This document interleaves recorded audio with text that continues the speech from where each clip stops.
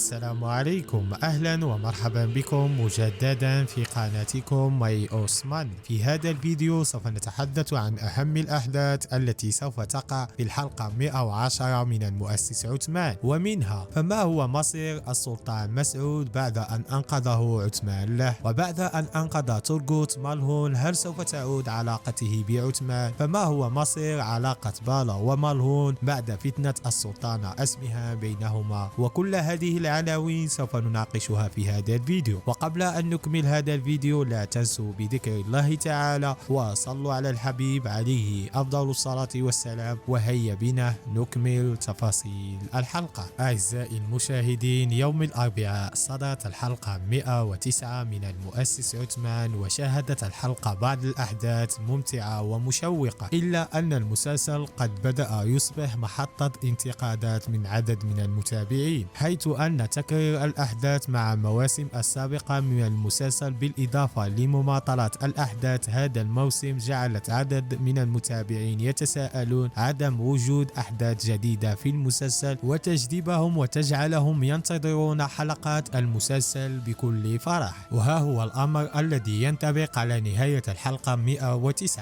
حيث أن الأحداث أصبح من السهل التكهن والتوقع بها، لأن الأحداث كانت متكررة في عدة من المواسم من قبل. ولعل الحدث الذي نخشاه هو عودة خلاف بين بالا ومالهون بعد أن تسبب هذا الأمر بإفساد الموسم الثاني من المؤسس عثمان. وقد شاهدنا كيف فعلت السلطانة أسمهان بكل ما بوسعها من أجل إيقاع العداء بين كل من أزواج عثمان بالا ومالهون، وشاهدنا أن بالا قد سمعت الحديث الذي دار بين مالهون وابنها أورهان لتعتقد أن بذلك أن كلام السلطانة أسمهان كان على صح. فهل بالفعل سوف يكون خلاف بين بالا ومالهون في الحلقة القادمة؟ وهنا احتمالين لهذا الأمر. أما الاحتمال الأول هو بدء كلام السلطانة أسمهان وأفعالها بتأثير فعلا على هذه العلاقة، حيث بدأ أنه قد حدث خلاف بينهما ربما متعلق بأمر القافلة التي تمكنت مالهون باستعادتها أو ما قالته السلطانة عن تسليمها ليني شاهر والسوق. ومن الواضح في الإعلان أن السيدة بينغي خاتون شاهدت هذا الخلاف وسوف تنقله جميعا ما شاهدته إلى السلطانة أسمهان. ولكن في الاحتمال الأخير قد يكون هناك خطة تم تعديلها من كل بالا ومالهون من أجل إيقاع بالسلطانة أسمهان، وحيث أن السلطانة أسمهان سوف تظن أنها أوقعت خلاف بين مالهون وبالا، ولذلك حتى يتمكنون من إضعافها وإلهائها عن بدء عثمان إعادة السلطان مسعود لحكم الدولة السلجوقية. وبحديثنا عن السيدة مالهون فقد شاهدناها أيضا خلال الحلقة 109 وأثناء إنقاذها للقوافل الخاصة بالسوق يني شاهر، ورأينا كيف تمكن تورغوت وسادة القلاع من مساعدتها لاجتيازها هذا الكمين. ولكن كان من الواضح أن السيد تورغوت لم ينجح بالتأثير على السيدة مالهون، وذلك لما أظهره التخلف عن السيد عثمان في الأيام التي كان يحتاجه بها، وانحيازه للسلطانة أسمهان من رغم من تحذير عثمان له بتسليم قلعة إيناغول. فهل سيستمر هذا الخلاف بعد معرفة عثمان أن تورغوت قام بإنقاذ مالهون والقافلة؟ هناك عدة احتمالات لهذا الأمر. أما الاحتمال الأول هو أن الخلاف رغم كل هذا سوف يستمر، لأننا شاهدنا في الإعلان الحلقة القادمة أن عثمان قد توجه إلى قلعة إيناغول، وبأن تورغوت لم يكن راضيا بهذا الأمر، حيث توجه مباشرة إلى السلطانة أسمهان وعرض عليها مساعدتها لإيجاد عثمان والسلطان مسعود وإيقاع بهما. والاحتمال الثاني فقد يكون عثمان توجه إلى قلعة إيناغول قصد إنهاء خلاف مع السيد تورغوت، ولكن تورغوت قد يستمر في إظهار عدائه لعثمان أمام السلطانة أسمهان بعد خطى يضعها معه عثمان من أجل إيقاع بالسلطانة. وتورغوت هو الذي سوف يتعاون مع عثمان من أجل إيقاع بقائد المغول ساماغر. لو رأيتم في هذه الصورة موجود أحد محاربي السيد تورغوت مع عثمان، وهذا أؤكد أن الحلقة القادمة سوف تكون إنهاء خلاف بين تورغوت وعثمان، حيث أننا شاهدنا في الإعلان كيف تمكن عثمان والمحاربين قد تمكنوا بإيقاع بجنود المغول في كمين. من الواضح أنه كانوا قد توجهوا لإيجاد عثمان والسلطان السلطان مسعود، وبالتالي فقد يكون تورغوت بمساعدة السلطانة أسمهان للبحث عن عثمان، والسلطان مسعود قد جر جنودها وجنود المغول إلى كمين كبير تم تخطيطه مع عثمان. ولكن من وجهة نظري هذا الخلاف الحاصل بين عثمان وتورغوت يجب أن ينتهي قريبا، حيث أظهر أن السيد تورغوت في جهل كبير، وهو تكرير التجربة الخاطئة حدثت في موسم الماضي من المسلسل المؤسس عثمان، والتي ظهرت فيها السيد قندوز على أنه شخصية ضعيفة، من رغم أنه معروف تاريخيا لم يكن له أي طمع في الحكم بدلا من أخيه عثمان، وأنه كان شخصية قوية وتمكن بفتح قلعة إيناغول. ومن ناحية أخرى فإن تورغوت تاريخيا لم يكن لديه أي خلاف مع عثمان، بالعكس كان أحد محاربي مقربين من السيد عثمان، وإظهاره بهذا الضعف وتخلفه عن عثمان هو إهانة للشخصية من وجهة نظري ومن وجهة نظر عدد من المتابعين المسلسل. ومن المؤكد ما يجري بين تورغوت وعثمان ليست خطة أعدها سويا، ويظهر ذلك من ذهاب كونرال عبدال عدة مرات لتورغوت وبالإضافة إلى الشيخ إيديب علي. وننتقل إلى مسألة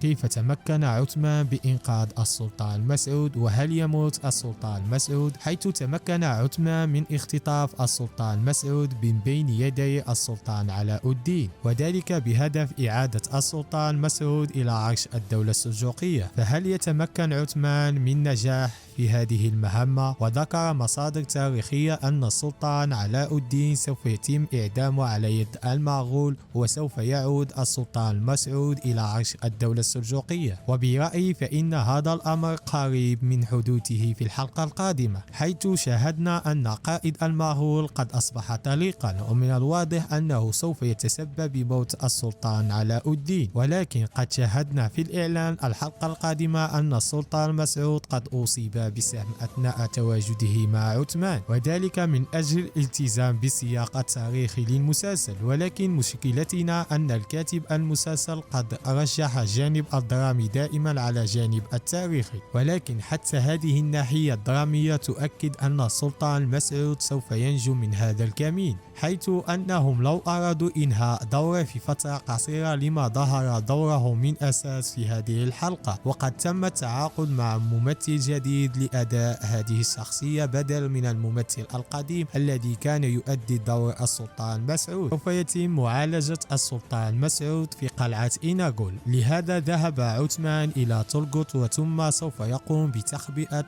السلطان مسعود عنده، لأن السلطانة أسمهان لا تشك في وجود السلطان مسعود عند تورغوت في قلعة إيناغول، ولهذا ذهب عثمان عنده، وتورغوت سوف يعود إلى صف عثمان في الحلقة القادمة. وهذا هو نهاية هذا الفيديو. نتمنى يكون عجبكم هذا الفيديو، والضغط على زر لايك والاشتراك في القناة ليصلكم جميع فيديوهاتنا. والسلام عليكم ورحمة الله تعالى